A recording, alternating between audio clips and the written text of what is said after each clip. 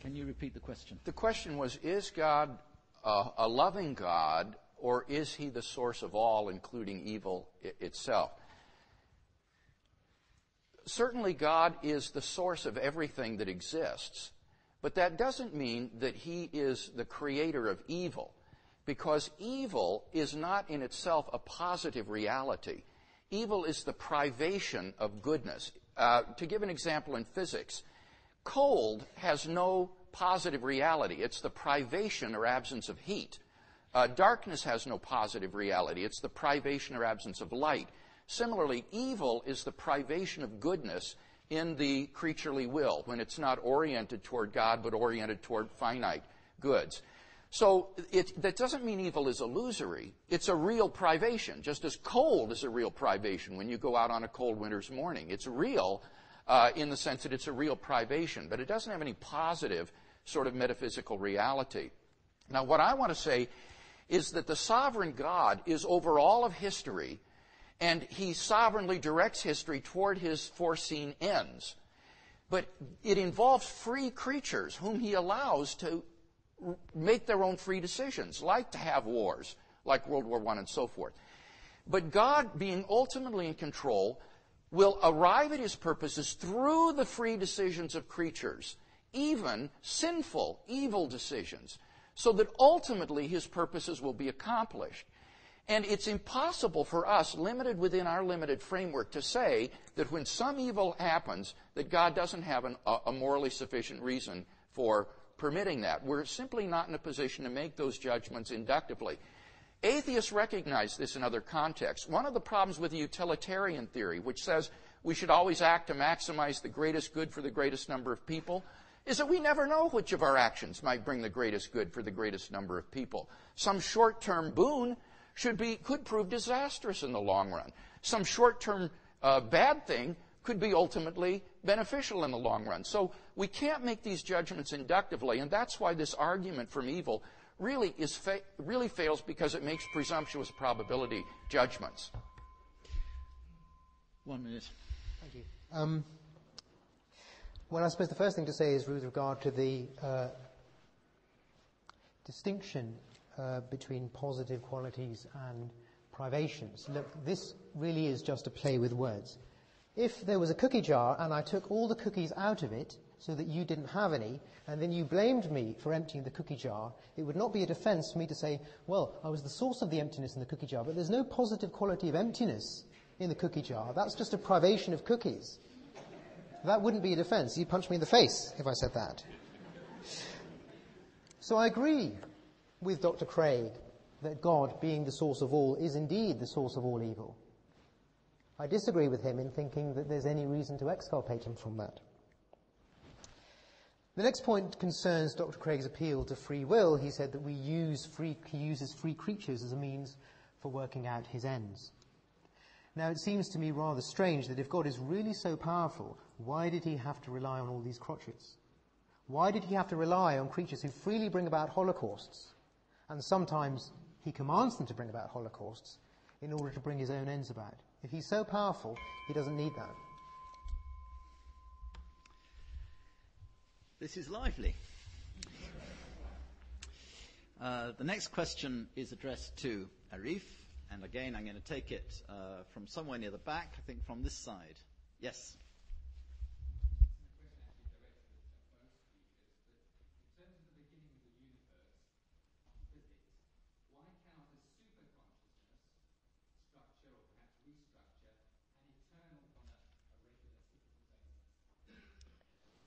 Repeat the question again, please? Yes, the question was, what reason is there to think that the doctrine that the universe had no beginning is incompatible with the doctrine that the universe had a cause? Is that correct?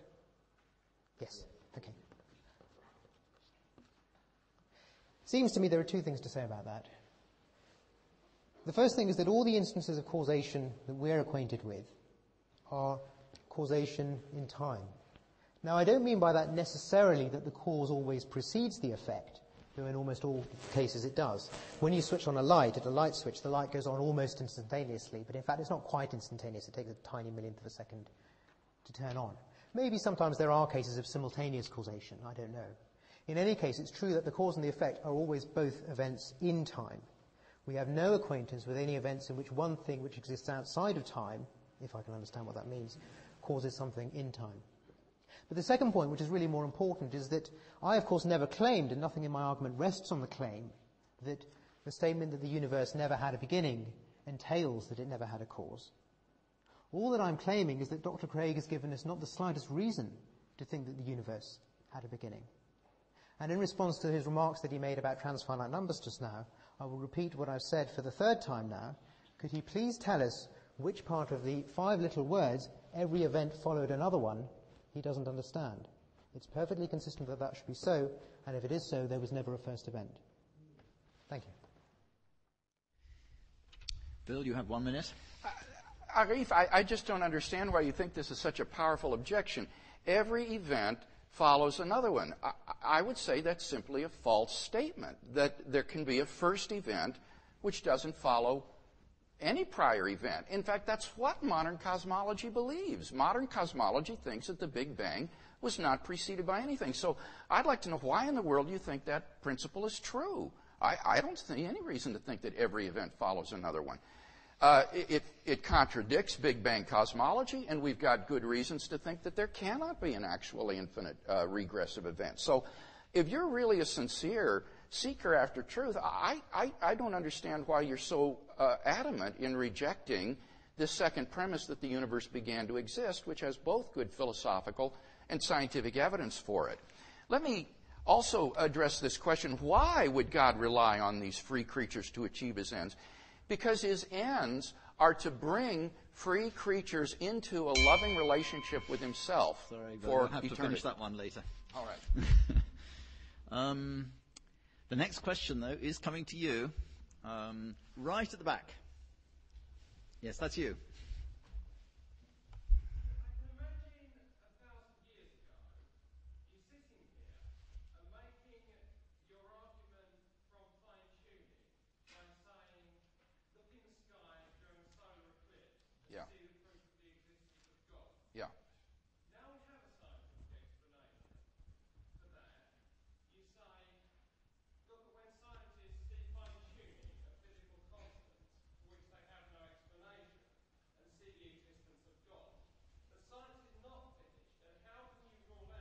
Yeah. Sorry, I think probably the question is clear. Yeah. Bill, can you repeat it? Yeah. Do you want me to repeat it, you say? Yep. Okay. The question is, how can one be sure that science will not ultimately come to give an account of the fine-tuning, as in the past it's given account of other phenomena that seemed extraordinary in nature? Well, this is, of course, the uncertainty that's involved in any sort of scientific argument. And one wonders, are there reasonable prospects to think that these initial conditions might be explained by physical necessity? Remember, that was the one alternative, in addition to chance, is could there be some physical necessity? And I think the pattern of discoveries here with regard to the fine-tuning makes it very unlikely that any final theory will ultimately be able to do away with the fine-tuning. Ernan McMullen, who is a prominent philosopher of science who has written on this, says the following. He says, it seems safe to say that later theory, no matter how different it may be, will turn up approximately the same numbers. And the numerous constraints that have to be imposed on these numbers seem both too specific and too numerous to evaporate entirely. A dozen or more constraints have been pointed out. Might they all be replaced? It surely seems a very long shot. So I think most theorists think that even the final theory, the ultimate theory of everything, a unified theory of forces, is still going to involve a fine-tuning, and that therefore it's very improbable that we'd be able to show that this is physical necessity. The constants are too numerous, too specific to think they're all going to just vanish by some ultimate theory. And so they really do cry out for explanation, and I don't think can be just sort of wished away. If we go on the basis of empirical probability, which is one of Dr. Ahmed's principles, I think as the evidence stands now, it is highly probable that the universe has fine-tuning and cannot be explained by physical necessity. We need some other explanation. Yes. Arif, 1 minute. Thank you. Well, I'll begin by addressing the last point. The only source of empirical evidence that we have for assigning one likelihood rather than another is repeated trials.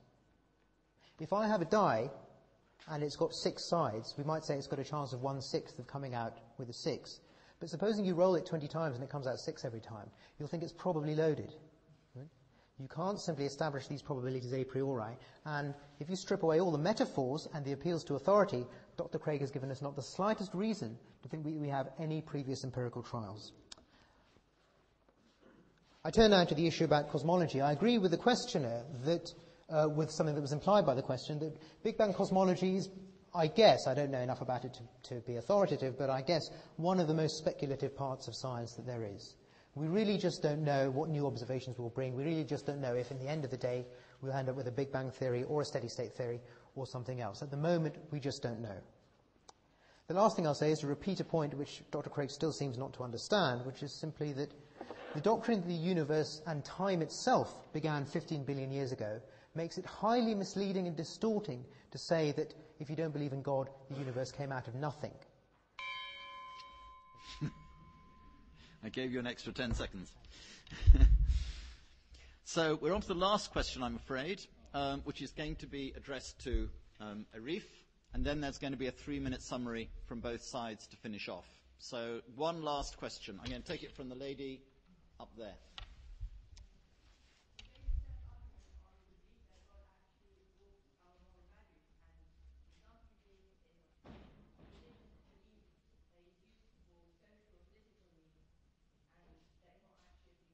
I'm sorry, could you repeat the question a little bit more slowly, please?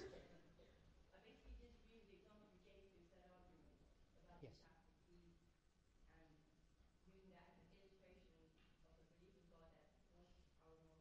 Yes, good, thank you. Can you repeat the question? Yes, the question was that the questioner disagreed with the example I gave, the example being the one concerning Iranian children being sent across minefields during the Iran-Iraq war.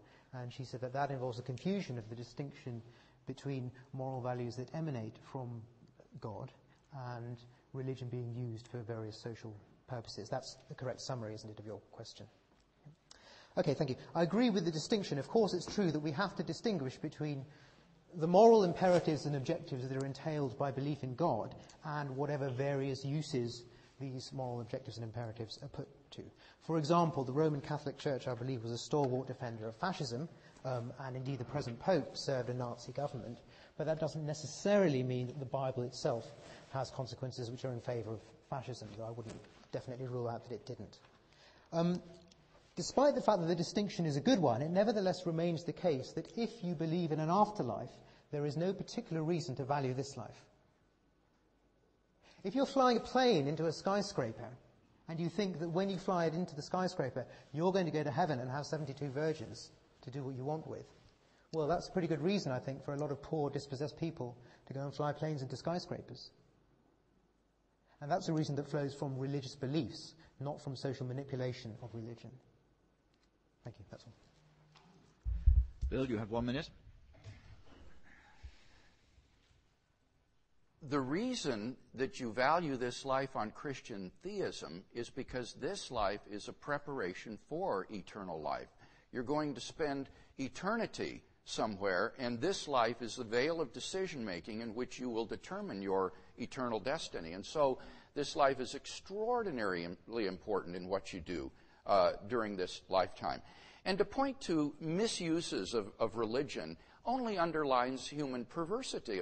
It shows that the best and most beautiful things in life are twisted by human beings to their own evil ends, and that doesn't do anything to disprove God. But remember, on the atheistic view, we're just animals, and therefore there are no objective moral values. There are no right and wrong.